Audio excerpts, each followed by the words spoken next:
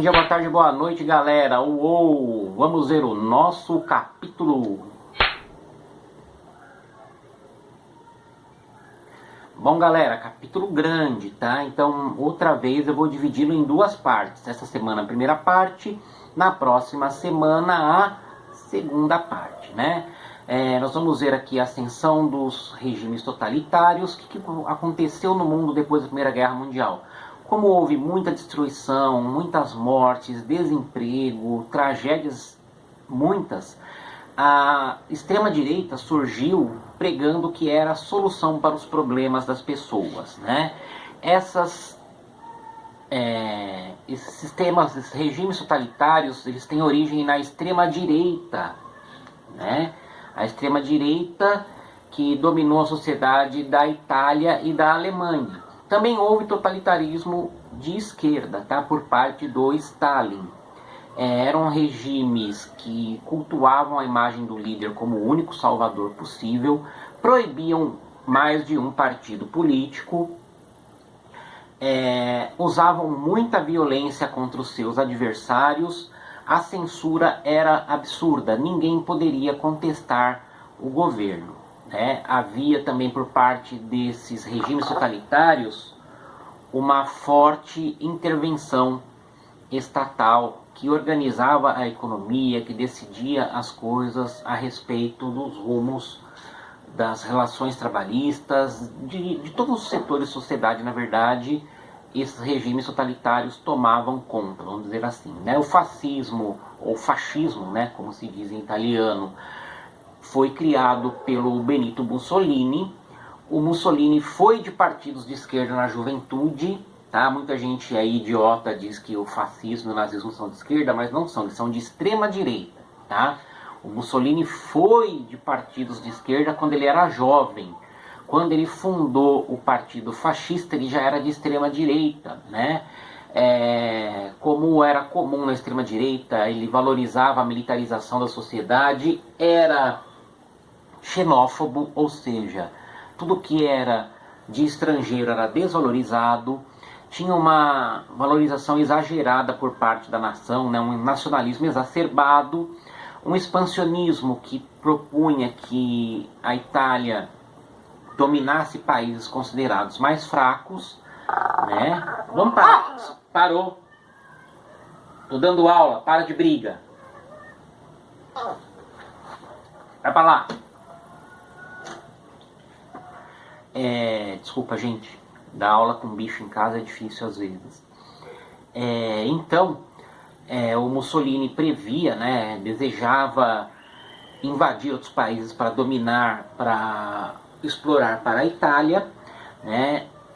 O Mussolini tentou com uma marcha fascista tomar o poder em Roma, né? A marcha sobre Roma, e ele não tomou o poder, mas foi indicado ao cargo de primeiro-ministro com plenos poderes, né? O seu governo era totalmente ditatorial, né? O seu governo era de muita repressão.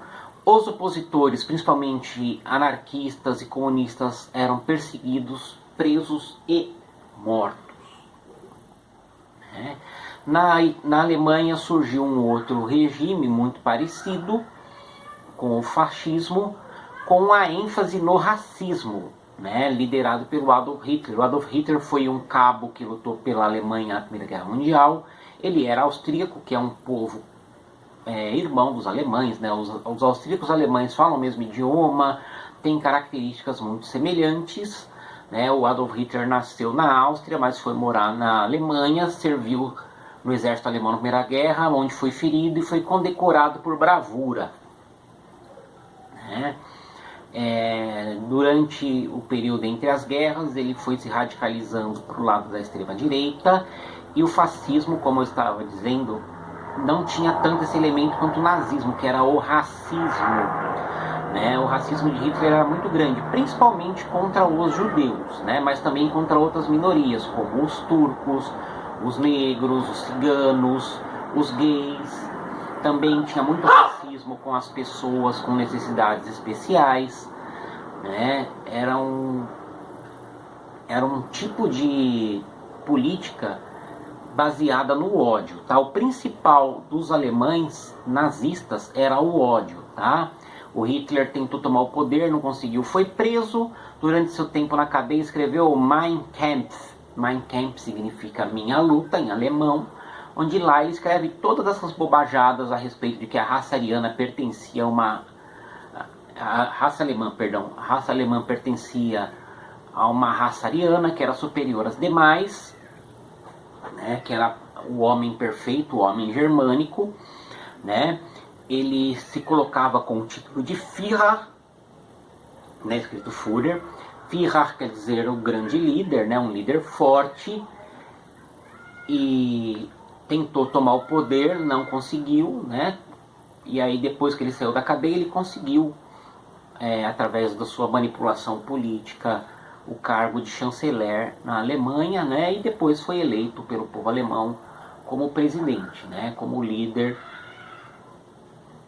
do povo alemão.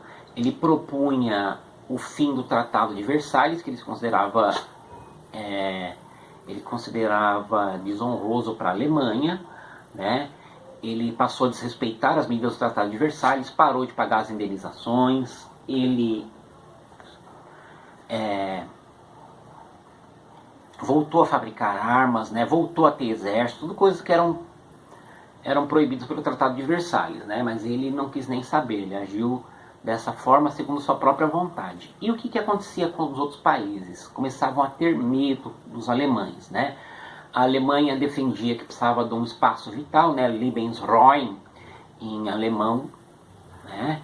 E esse espaço vital era que todos os estados onde houvesse presença germânica, ou seja, população de origem alemã, deveria ser unificado, né? Esses territórios deveriam ser unificados, perdão.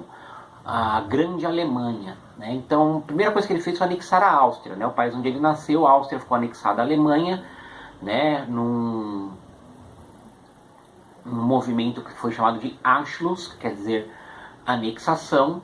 E aí o Hitler foi atrás de outros países que tinham presença germânica, né? Antes disso, com os alemães, os italianos e os japoneses assinaram o Pacto Anticomunista, né? O Antikomintern em alemão, né? E daí que nasceu o eixo Roma-Berlim-Tóquio, né? Que era a união entre Itália, Alemanha e Japão, que deu origem ao lado do eixo, né? Do eixo que combateu os aliados que eram a favor das forças democráticas, tá?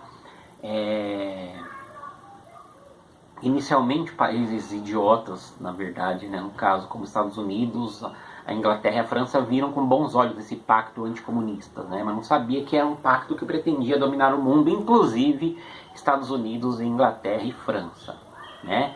Com os italianos, o Hitler assinou o Pacto de Aço, né? Ajuda mútua e colaboração total num provável esforço de guerra, né? Nos conflitos internacionais. E o que vai acontecendo? Os alemães começam a se expandir para conseguir o seu espaço vital, né? Os alemães começam a ameaçar os outros países. E o que acontece com Inglaterra e França? Inglaterra e França morriam de medo de uma outra guerra mundial. Eles queriam a todo custo evitar que existisse uma outra guerra mundial. Eles achavam que o mundo não existiria mais. Tipo, ia ser uma guerra tão forte que o mundo ia acabar depois da Segunda Guerra Mundial, né? Quase que acertaram. Então, para não desagradar o Hitler ia sendo cada vez mais ousado nas suas ações, cada vez mais respeitando o Tratado de Versalhes, e Inglaterra e França mantinham uma postura pacífica. O Hitler reclamou a região dos Sudetos, que fica na antiga Tchecoslováquia, né, atual República Tcheca, porque lá era uma região de maioria alemã. Com medo de uma outra guerra, França e Inglaterra autorizaram o Hitler. O que o Hitler fez foi lá e tomou o território inteiro da Tchecoslováquia, né? Também tomou territórios da Dinamarca, onde havia uma grande população alemã, né? E a situação da agressividade nazista foi ficando cada vez mais difícil, né? Não estava dando para contornar, até que reclamando a região de Danzig, também uma região germânica que existia na Polônia, o Hitler invadiu a Polônia no dia 1º de setembro de 1939, só que aí os aliados resolveram dar um basta. Né? Como Inglaterra e França eram aliados da Polônia, declararam guerra à Alemanha, e aí começou a Segunda Guerra Mundial. Tá? Esses movimentos de guerra mesmo nós vamos ver na nossa próxima aula, na semana que vem. Respondam 5 testes do questionário. Beleza, galera? Uou!